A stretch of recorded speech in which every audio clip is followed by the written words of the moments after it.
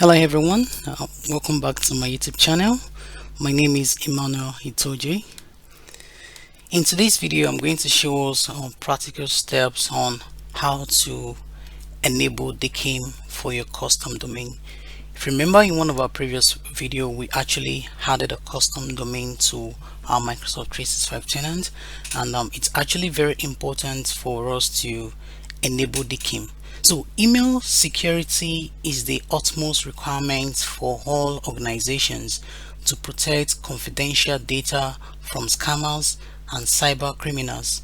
And scammers always seems to find a way to trick end users to get hold of organization confidential data that is available in the form of emails.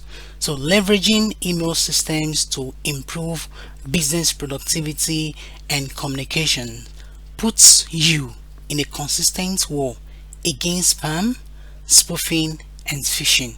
So being a messaging administrator or a global administrator of your organization, you need to actually plan for security of your messaging system to secure email data.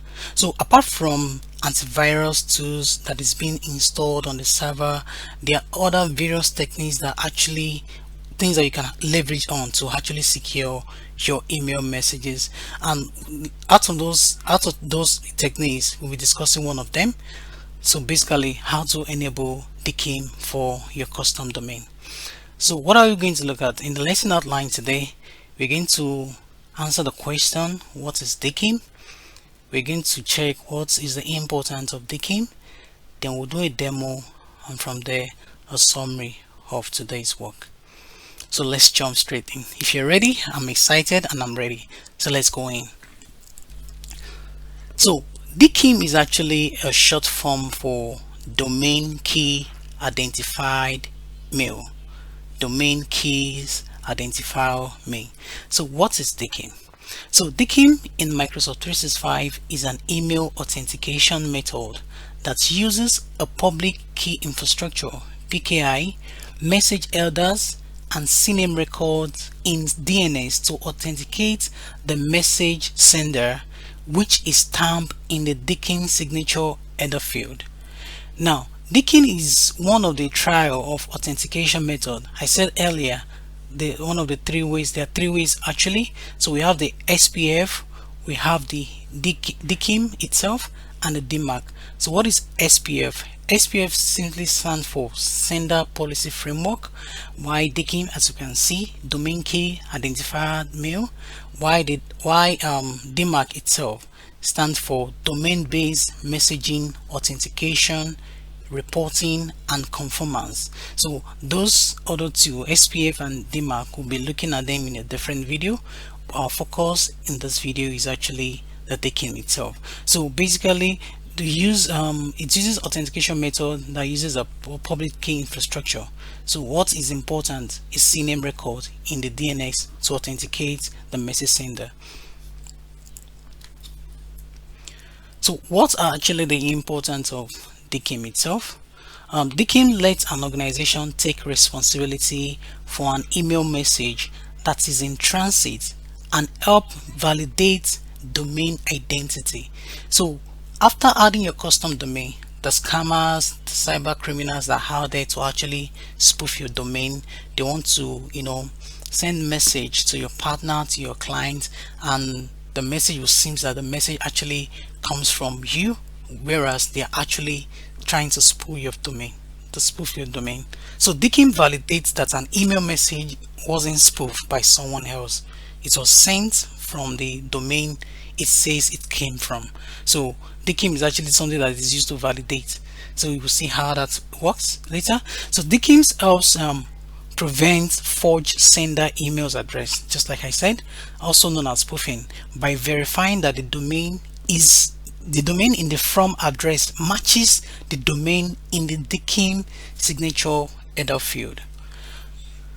Then important again, DKIM also helps validate that email message comes from the domain it appears to come from by leveraging what is known as cryptographic authentication.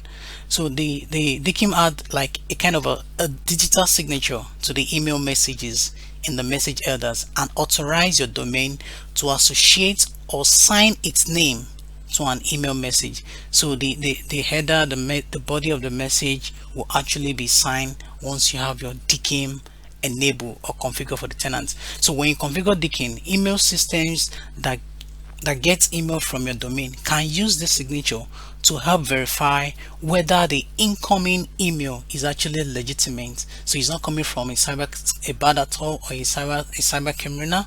So it's coming legitimately from your domain. All right, let's jump into a demo as we look at how this works. So I'm currently signing into my Microsoft 365 admin center. How do you get here? You can just on the search bar type in office.com, then sign in with your global admin credential or your admin credential, or you can just go straight to admin.microsoft.com and sign in with your global admin account, and you'll be able to access this page that I am currently.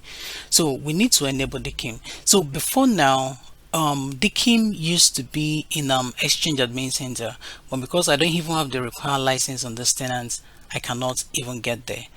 Let me check if I have. Okay, I have another tenant that I have subscriptions Exchange.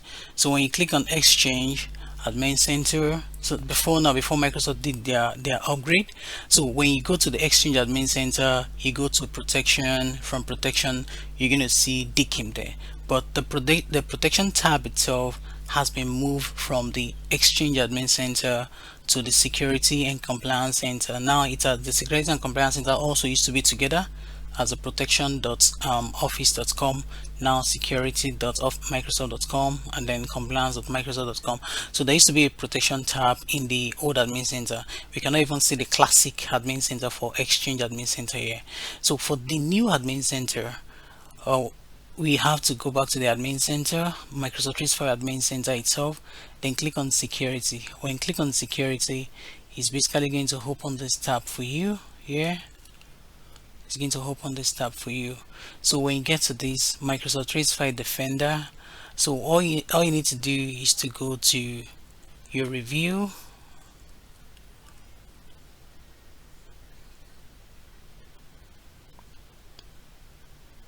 it's taking time to load.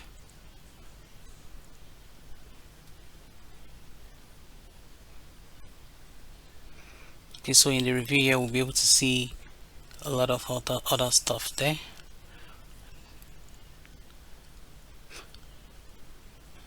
So let's click on so this restricted entity, basically this is where if an account is blocked from sending email, that's where you see it there. So where we are going actually is policies and rule. So policies and rule. So in policies and rule, we'll be able to see threat policies, alert policies. We'll be able to see manage advanced alerts, activity alerts. So where we are going is a threat policy here.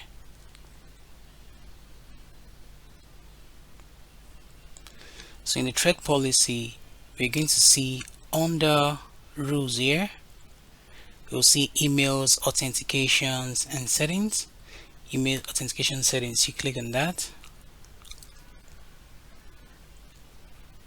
Then when you get to this page, just click on DKIM here. So basically, once you get to this domain key identifier mail, basically you're going to see a list of all the custom domain that you've added. So this .microsoft domain is actually the default signing domain from Microsoft when you created the tenant. So you can get more details about that in one of my video when I discuss about how to add a custom domain. So for this custom domain now, we want to actually configure or enable DKIM for this domain. So what you need to do, just click on the domain. The moment you click on the domain, you're going to see an option here that says create key. So currently, because I've clicked on that earlier, it's not showing me. Let me quickly show us that in this other tenant. Yeah, so if you click on security,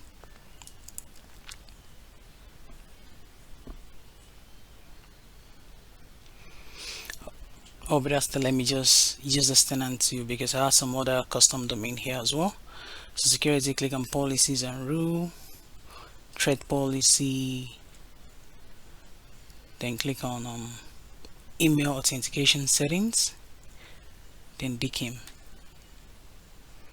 So in the DKIM, like I said now, so on this tenant, I have 3 custom domain that I've added, and I'm sure I've already enabled DKIM for this. So I'm not sure if I've done for this. So let's enable DKIM for this. cloudschool.nl. So like I said, you're going to see create DKIM key. So what I need to do is that once I click on this create DKIM keys, it's going to actually create a key for me. The key are actually 2 in number. They are basically CNAME records that you need to add to your domain registrar. So after clicking on let's click on create DKIM keys here. So this is actually having a kind of an issue for me. So to resolve this issue, it requires me to do some PowerShell scripting, which I wouldn't do right now. So this is basically what it does for you. So create the DKIM keys. So once you click on the key, it's going to create the key for you. But let me jump back into the other.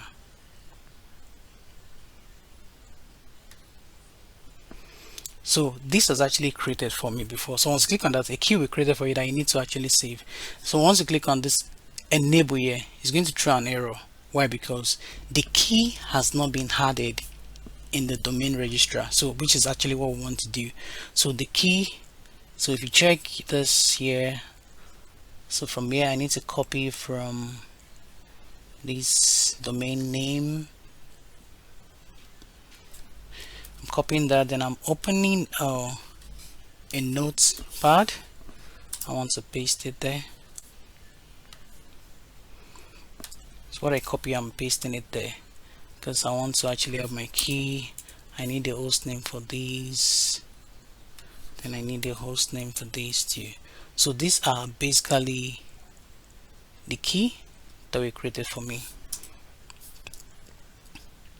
So how do I know? Because I know that on the domain registrar I need to have the name of the domain which I want to enable the DKIM for. Then I need to have like the host name, which is this for the first one.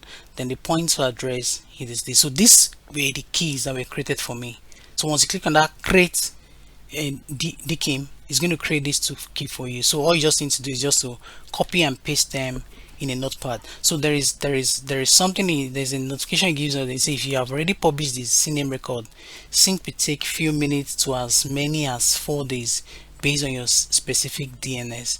So where we need to go now is to go to our domain registrar. If you remember, this was actually the domain that we added. So the registrar for this domain is actually Microsoft Azure. So this domain is actually purchased on Azure as an app service domain, and it is being managed there. So I'm going to go into Azure and go to add those keys basically. So what I need to do for the selector one, I'm going to copy this so that by the time I come back, so I'm going to the Azure where I'm currently signing.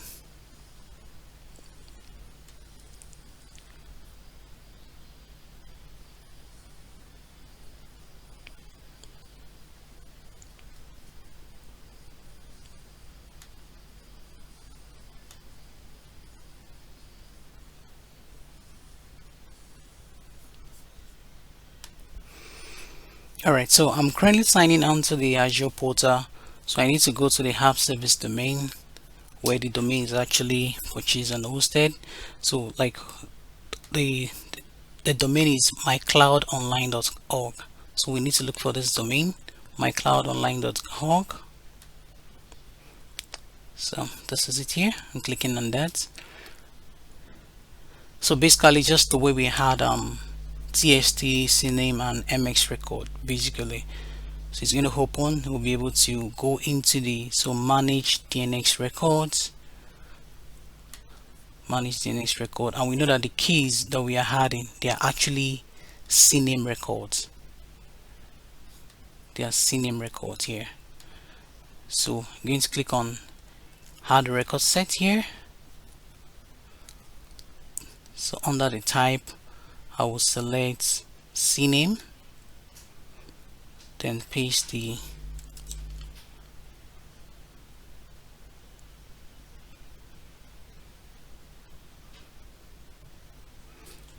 right.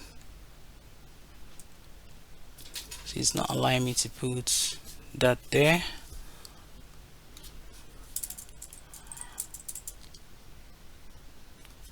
Okay, let me leave that selector 1. Then the point to address, let me bring it up, this up again.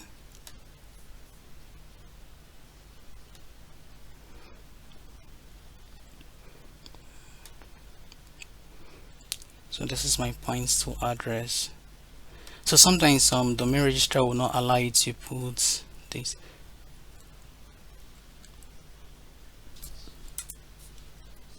Alright.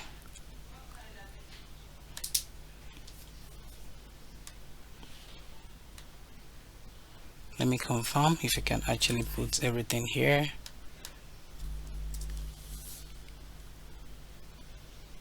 Okay, this is because there was a space, that's why it wasn't just showing that error.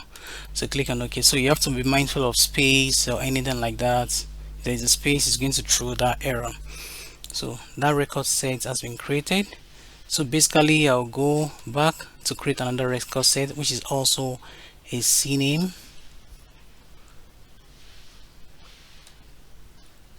Then for this, so the difference is just selector 1 and selector 2 basically. So you're going to paste this here.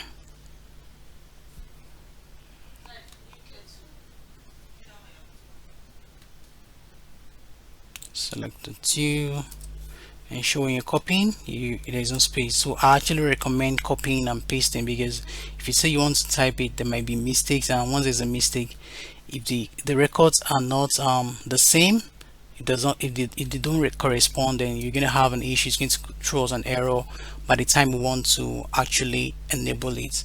So our record has been added. So what we can do, we can refresh these and refresh this, because sometimes it takes time for it to populate across the server. So once that is done, after refreshing, we can now go back to we can close this. We can also close this for now, then refresh the page. When you make any changes, try to refresh first before you proceed basically.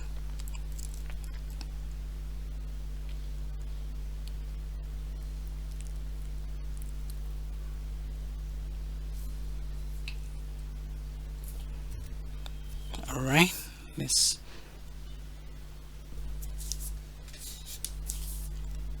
click on the domain again, then click on enable here. So it's going to confirm if the record has actually been updated, maybe it has populated across the server. So it's saying that it might take several minutes to synchronize changes. Say okay. So currently we can see that it is actually enabled for us. So you can click on rotate DKIM key here.